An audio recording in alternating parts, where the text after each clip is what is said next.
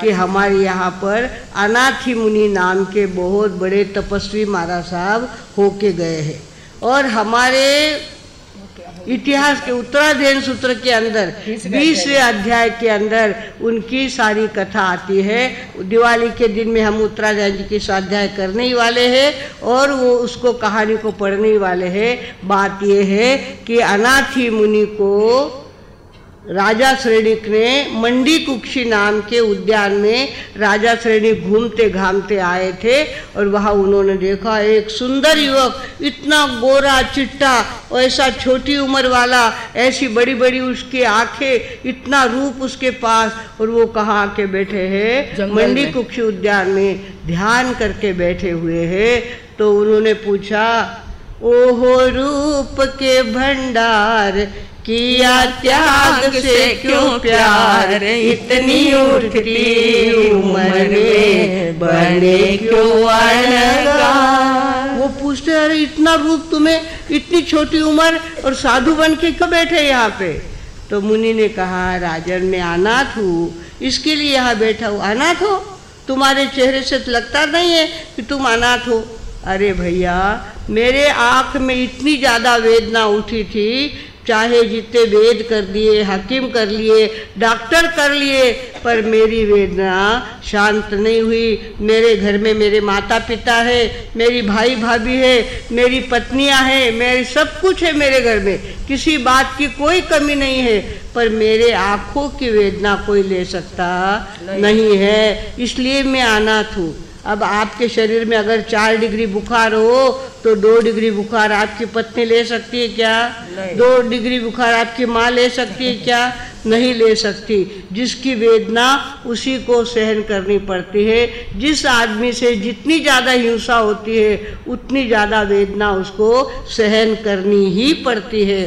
भगवान उन्होंने कहा, मेरे आँखों में ऐसी वेदना उठी, मैं चारों तरफ से ऐसा अनाथ हो गया, कोई मेरा नहीं है, कोई मेरी वेदना नहीं लेता, पूरी रात मेरी जागने में जाती है, आंखें मुझे सोने नहीं देती, इतनी वेदना उठती है। तब उनके मन में आया कि अब है ना, सारे उपचार बंद कर देना और सारा सहयोग बंद कर देना, जो होगा मैं जैन दीक्षा लूँगा, त्याग तप करूँगा और जैसे जैसे हो कर्मों की निर्जरा करूँगा।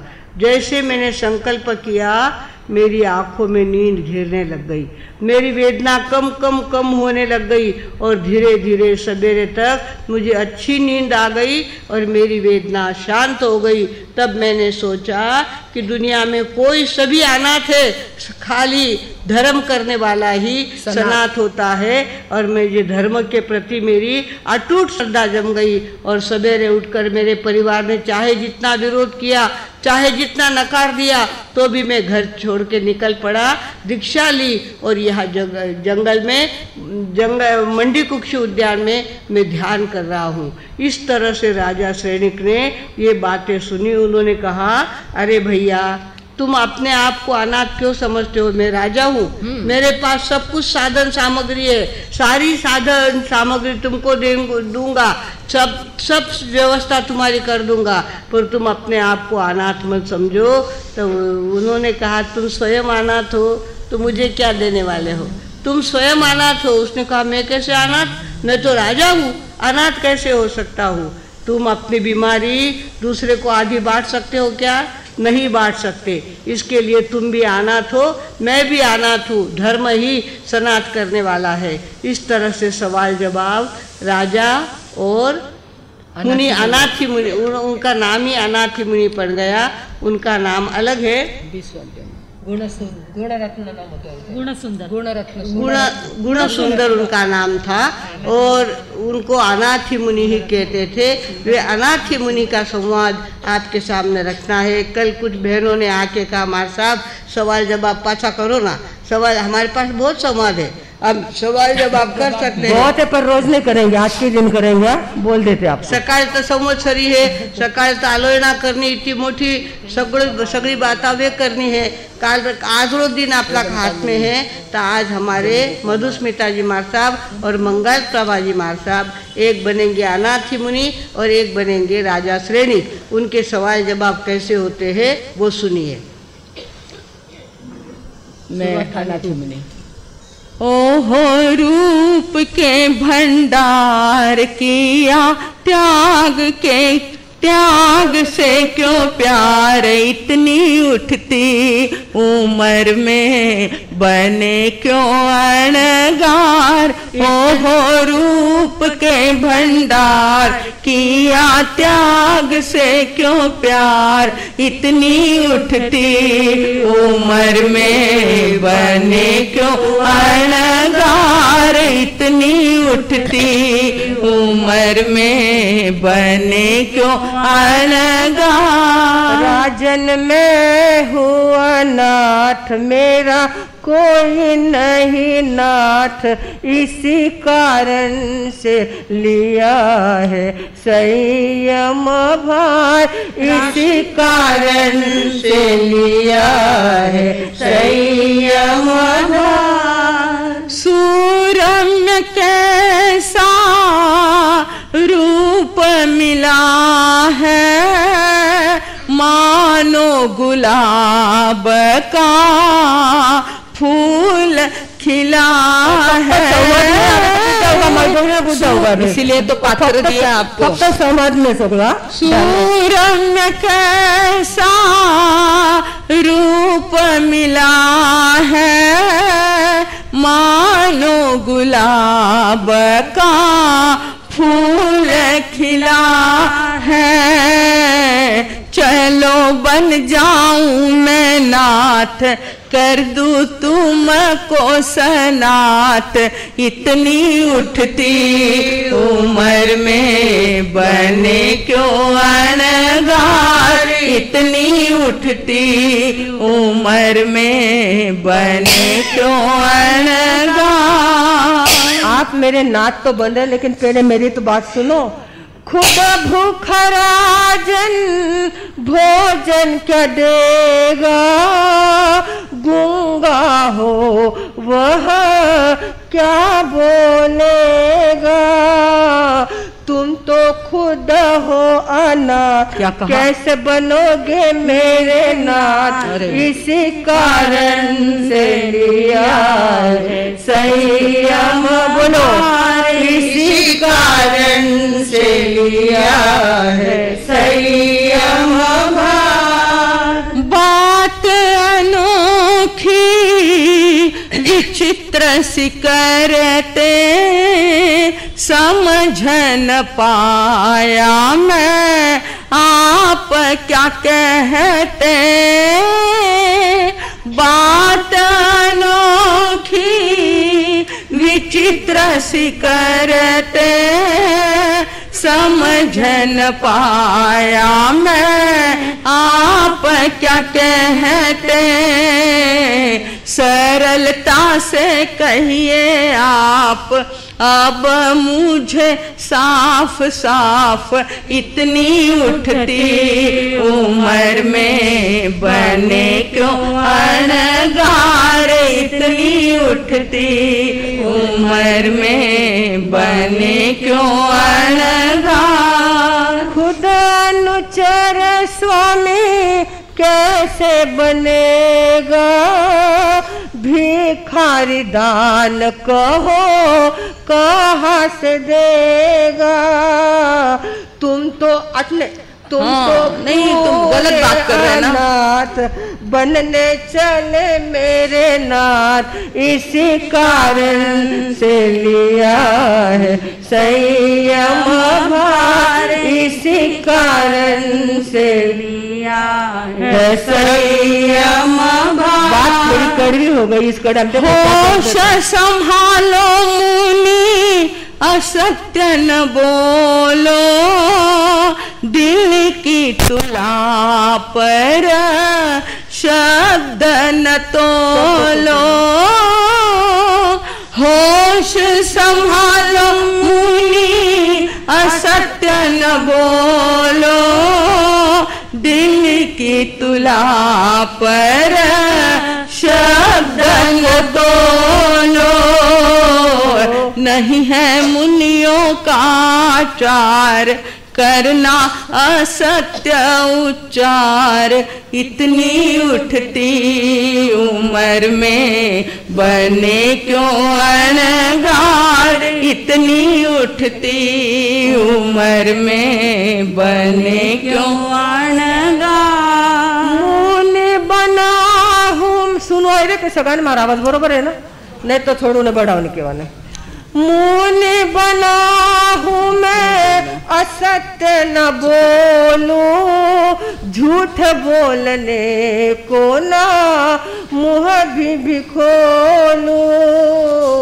प्रश्न मेरा है कठिन, समझे जो होवे प्रवीण। इसी कारण से लिया है संयम भार, इसी कारण से लिया है संयम भार। दुविधा में डालो ना मुझको स्वामी, सच सच कह दो ना मेरी क्या खामी। मैं हूँ मगध का सम्राट, भारी मेरा है सब ठाठ। इतनी उठती उम्र में बने क्यों अनगार, इतनी उठती उम्र में बने क्यों अनगार। अब सच सुनो आप। सम्राट है आप लोगों के किंतु नाथ नहीं है आप अपने, परंतु करे विषयों का साथ तब तक प्राणी है अनाथ। इसी कारण से लिया है संयम भार, इसी कारण से लिया है संयम भार। तत्व भरी है बात तुम्हारी, मोह के वश मेरी गई बुद्धि मारी। फंस के विषय विकार पाऊं दुख मैं अपार।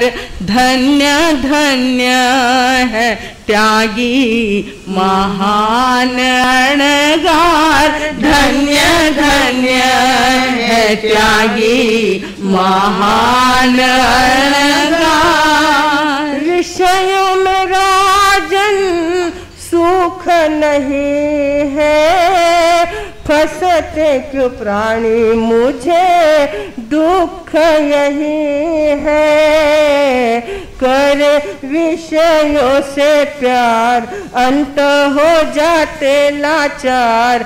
इसी कारण से लिया है संयम भार, इसी कारण से लिया है संयम भार। अनुग्रह करके मुझे परिचय कराओ, आप श्री का नाम और गोत्र बताओ।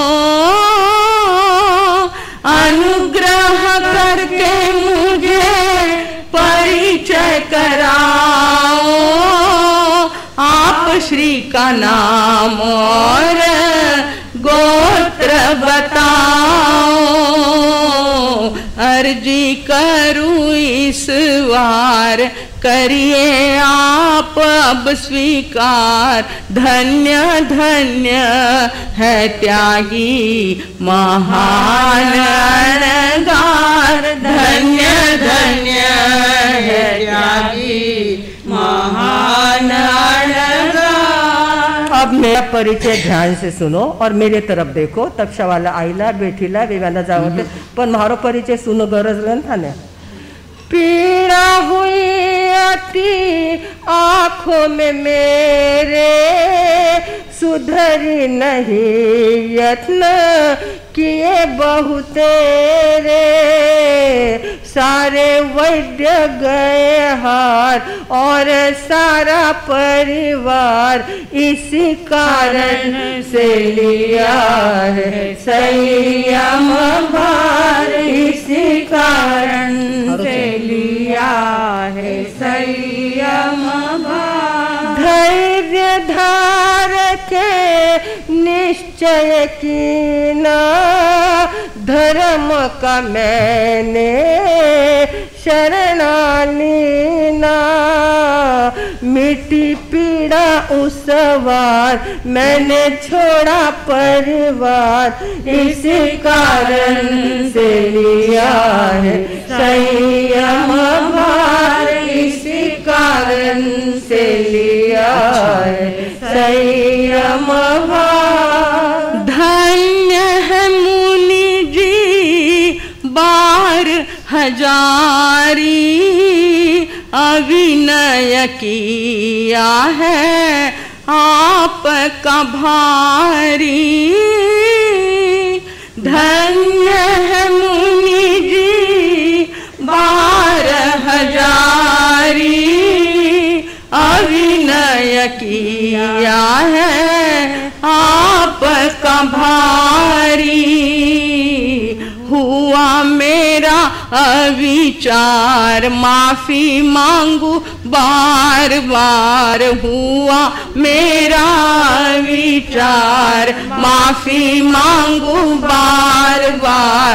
धन्य धन्य है त्यागी महान अणगार, धन्य धन्य है त्यागी महान अणगार। आखिरी अंतर में दोनों गाते हैं।